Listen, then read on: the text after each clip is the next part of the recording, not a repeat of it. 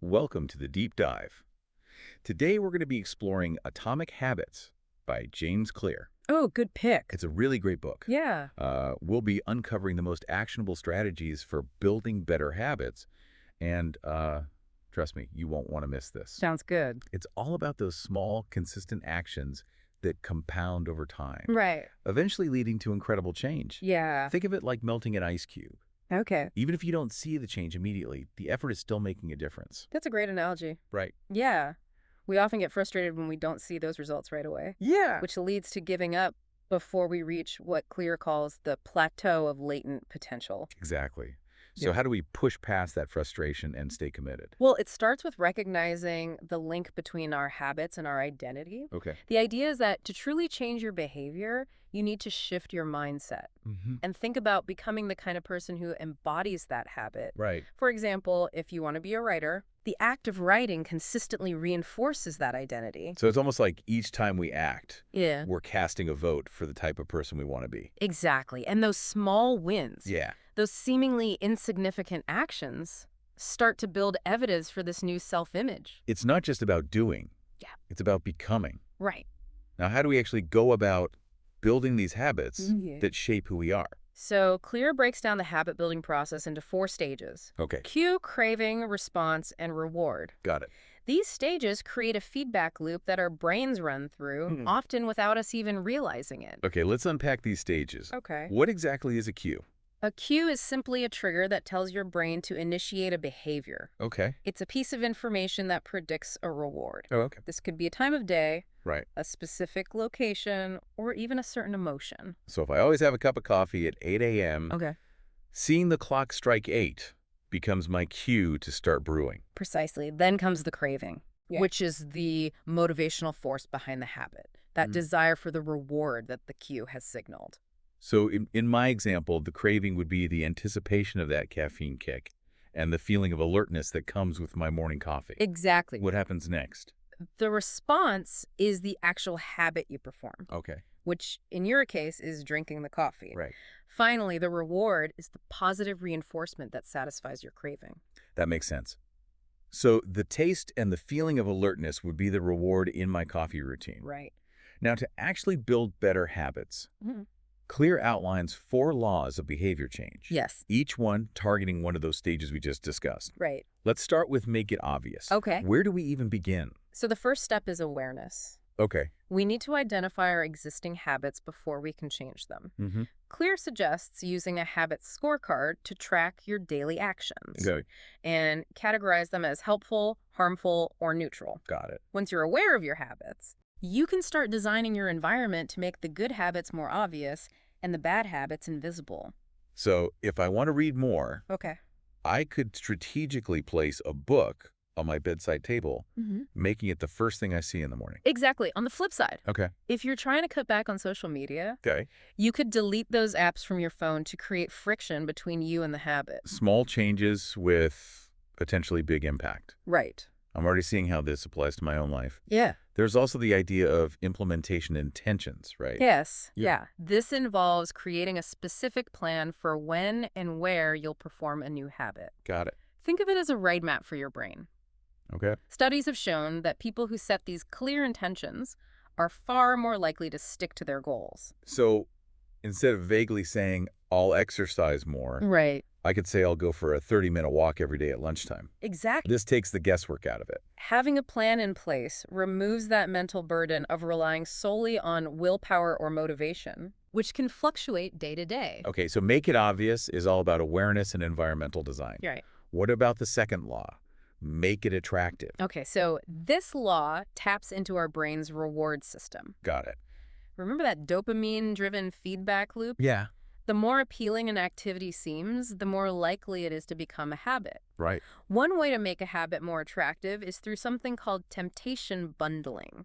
That sounds intriguing. Can you give me an example? Sure, let's say you want to start listening to a podcast about history, Okay. but you find yourself constantly putting it off. Yeah. You could bundle that with something you already enjoy, Okay. like having a cup of tea. Got it. Every time you make your tea, you put on the podcast. Okay. You're essentially pairing something you need to do with something you want to do. That's a clever way to trick your brain into looking forward to the need activity. It is. Another strategy is to surround yourself with people who already embody the habit you're trying to build. Think about those inspiring stories of athletes who train with a team. Mm-hmm. The shared goals and camaraderie make it more enjoyable and motivating. Exactly. Yeah. You can find this concept illustrated in the story of the Polgar sisters. Okay. Three chess prodigies who were raised in an environment that completely revolved around the game. Wow. Their love for chess was directly shaped by their surroundings. So it's about tapping into the power of social influence and positive peer pressure. Precisely. It's amazing how powerful our environment can be in influencing our desires and behaviors. It is. We've covered make it obvious and make it attractive. Right. What's next? The third law is make it easy. Okay, This focuses on reducing friction and simplifying the habit as much as possible. got it. The easier a habit is to do, the more likely you are to actually do it right. Absolutely. We often overestimate the importance of motivation and underestimate the power of convenience. That's why environment design is so crucial. Mhm. By making small changes to our surroundings, we can make good habits easier to adopt and bad habits harder to maintain. Like the example Claire gives about how simple visual cues, like placing stickers near urinals, Oh, right. Yeah. help to significantly reduce cleaning costs by making it easier for people to aim. Exactly. Sometimes the smallest changes can have a surprisingly large impact. For sure. It's not just about willpower, it's about creating a space that actually supports our desired actions. What else can we do to make habits easier? One helpful technique is the 2-minute rule. Okay. This involves breaking down habits into manageable starting points. Okay. Instead of saying, I'm going to write a novel, Right. you start with, I'm going to write for 2 minutes every day. So it's about building momentum and making that initial step so easy that it's almost impossible to resist. Exactly. Once you've started, it's much easier to keep going. That's right. We often psych ourselves out by focusing on the enormity of the task, Yeah. rather than just taking that first small step. Okay, so we've covered making habits obvious, attractive, and easy. Right. What's the final law in Clear's framework? Make it satisfying. Okay. This law focuses on making the habit enjoyable in the moment, not just in the long run, because our brains are wired for immediate gratification. I can definitely relate to that. Aye. It's so easy to get caught up in wanting results right away. Exactly. One powerful way to make a habit satisfying is through habit tracking. Okay. This is where we get to check off our progress, right? Like marking a calendar or using an app. Yes. Visualizing your progress creates a sense of accomplishment Yeah. and reinforces your commitment. It's almost like turning habit building into a game. Right. Plus, seeing a streak of successful days can be incredibly motivating. Yeah. You're less likely to break the chain. Cleary also talks about celebrating those small wins along the way. Yeah. It's about acknowledging our efforts and reinforcing the positive feedback loop. Absolutely. By making the habit satisfying, you ensure that you're not just relying on willpower, but that you're actually enjoying the process. This makes it much more likely that you'll stick with it. This has been incredibly insightful, Yep. but I know there's so much more to explore when it comes to building better habits. Yeah, Hopefully we can unpack some more in part 2. definitely. Awesome. Looking forward to it. Me too. All right. Okay, so we'll see everyone next time on the deep dive. Sounds good. Welcome back to our deep dive into atomic habits. All right, so last time we were talking about all kinds of good stuff. Yeah, we were. We explored the 4 stages of habit formation Right? and Clear's 4 laws for building better habits. Yeah. Now let's tackle those pesky bad habits that just seem to cling to us. Oh, yeah, those are the worst. How do we break free? Okay, well, if the second law of behavior change is make it attractive, Right. then to break a bad habit, we need to make it unattractive. Okay. This involves understanding the motivations driving those habits and reframing our thinking to make them less appealing.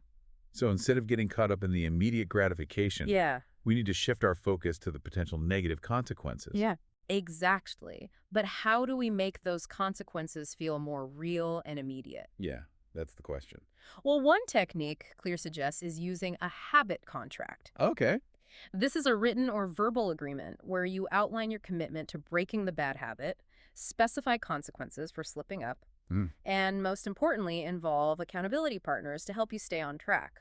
So it's like adding a layer of external pressure to keep us honest with ourselves. Exactly. The idea is to create an immediate cost associated with the bad habit. Got it. This could be a financial penalty, a social consequence, Yeah. or even just the disappointment of letting your accountability partner down. Oh, I see. So it's making the cost of failure very real. Right, and much harder to justify giving in to a bad habit when there's a tangible consequence attached to it. I like that. This ties into the third law of behavior change: make it easy, but in reverse. Okay. To break a bad habit, we want to make it difficult. So instead of making those unhealthy snacks easily accessible, I could keep them out of sight or even out of the house altogether. Precisely, you're increasing the friction between yourself and the bad habit, Yeah. making it less likely that you'll give in on impulse. It's like that old saying, out of sight, out of mind. Right. This reminds me of the point Claire makes about the power of our environment. Yes. By strategically designing our surroundings, we can make it easier to stick to our goals and avoid those tempting pitfalls. Absolutely. And this applies not only to our physical environment, Yeah. but also to our social environment. If you're trying to build a good habit, surrounding yourself with people who already embody that habit can provide incredible support. Yeah. It's like having a built-in cheering section, motivating you to stay consistent. Exactly. That sense of belonging and shared commitment can make a huge difference, For sure. especially when motivation starts to wane. What about when that initial excitement fades Okay. and we hit a slump? How do we stay motivated, even with the support of others? That's where the fourth law of behavior change, make it satisfying, comes into play. Okay. One of the best ways to stay motivated is by tracking your progress and celebrating those small wins along the way. I think I'm getting this now. Yeah. It's all about the power of the visual. Mm-hmm. Whether it's checking off boxes on a calendar, using a habit tracking app, or even that simple paperclip strategy we talked about earlier. Right. Seeing tangible evidence of our progress can be incredibly motivating. Right. That visual representation serves as a constant reminder of our commitment Yeah. and reinforces the positive feedback loop. Mm-hmm. Each mark we make represents a successful instance of the habit, Yeah. contributing to a sense of accomplishment. And it makes it much harder to break the chain when you see a string of successful days, right? Exactly. However, clear cautions against becoming too fixated on the numbers. Okay. He points to Goodhart's law, Okay. which states that when a measure becomes a target, it ceases to be a good measure. So you're saying it's not just about checking the boxes. It's about the bigger picture. It's about building the identity, Right. not just achieving the outcome. Got it. We should be striving to become the kind of person who embodies those positive habits, Yeah. not just someone who checks boxes. So we've talked about strategies for building good habits Right. and breaking bad ones, but how do we even know which habits to focus on in the first place? That's a great question. With so many possibilities, it can feel overwhelming to choose. Right. That's where Clear introduces the concept of the explore-exploit trade-off. Okay. He explains that in the early stages of any endeavor, it's crucial to explore a wide range of options and experiment with different possibilities. So it's like casting a wide net to see what resonates with us and aligns with our natural strengths and interests. We need to figure out what works for us individually. Exactly. This exploration phase helps us identify habits that are not only beneficial, but also enjoyable and sustainable in the long run. Yeah. Once we've explored, it's time to exploit, meaning we focus on the most promising habits and double down on our efforts. So it's about finding that balance between trying new things and committing to the ones that truly resonate with us. Exactly. It's not about being perfect at everything. Yeah. It's about discovering where our strengths lie and focusing our energy there. And that's what's so great about Atomic Habits. Yeah. It provides a framework for understanding how habits work and tailoring them to fit our individual needs and aspirations. Yeah. There's no one-size-fits-all approach. It's about building a system for continuous improvement that works for you. That's awesome. It is. This has been an incredible journey so far. It has. It's amazing to see how these seemingly small changes, when applied consistently, can have such a profound impact on our lives. Absolutely. It's all about those atomic habits that compound over time, Yeah. shaping our identities and ultimately leading to extraordinary results. Okay. But our deep dive isn't over yet. Oh, there's more. In the next part, we'll explore how to deal with setbacks, the importance of reflection, and finding joy in the journey of self-improvement. Awesome. Can't wait to hear it. Welcome back to the final part of our deep dive into atomic habits. It's been a good one. It has been. We've covered a lot of ground. Yeah, we have. From the 4 laws of behavior change to strategies for breaking bad habits and finding the right habits for you. Right. So now I'm curious. Okay. What happens when life throws us a curveball Oh, yeah. and our routines get disrupted? How do we stay on track with our habits when things get messy? So Clear addresses this by emphasizing the importance of having a system for dealing with those inevitable setbacks. Like, He calls it the never miss twice rule. never miss twice. I like that. Tell me more. So the idea is pretty straightforward. Missing your habit once is understandable. Yeah. Life happens. Life happens. But missing twice is where we risk forming a new habit, Okay. a habit of inconsistency. Oh. So the key is to get back on track as quickly as possible after a slip up. So it's about acknowledging that setbacks are a normal part of the process, Yeah. but not letting them completely derail our progress.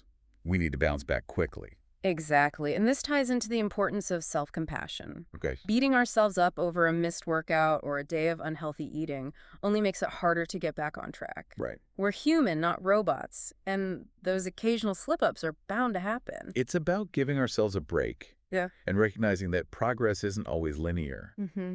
It's about focusing on the long game, not getting discouraged by those short-term stumbles. Right. And remember, habits are built over time, not overnight. Yeah.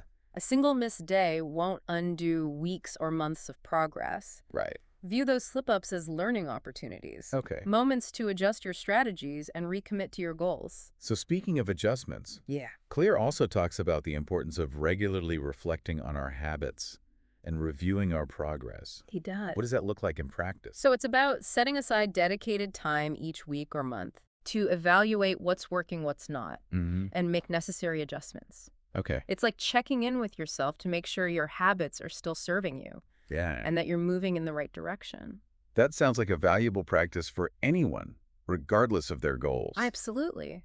Even top performers in any field engage in this kind of reflection. Really? Clear shares the example of Eliud Kipchoge, Right. considered one of the greatest marathon runners of all time. Wow. Even he meticulously reviews his training after every practice to identify areas for improvement. So it's never too late. Right. Or too early to start reflecting. Exactly. It's a powerful reminder that continuous improvement is a lifelong journey, even for those at the top of their game.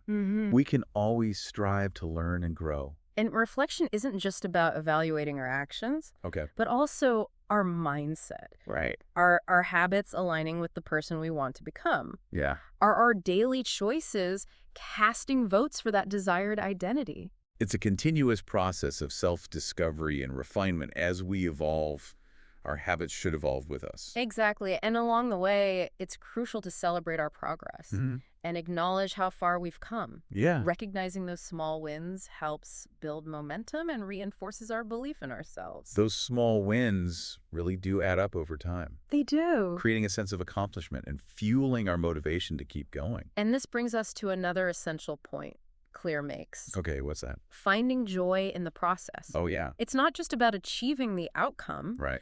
but about making the journey itself enjoyable and sustainable. Mm. If we dread a habit, we're less likely to stick with it, Yeah. no matter how beneficial it might be. So it's finding that sweet spot between something that is good for us Right. and something that we actually like to do. Remember the interplay between wanting and liking that we discussed earlier. Yeah. Desire might initiate the behavior, Right. but it's pleasure that sustains it.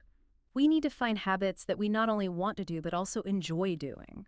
This has been such an insightful exploration of atomic habits. This is a good one. It has. As we wrap up our deep dive, Okay. what's one key takeaway you hope our listeners will remember? I think the most important message is that small changes consistently applied can lead to remarkable results. That's good.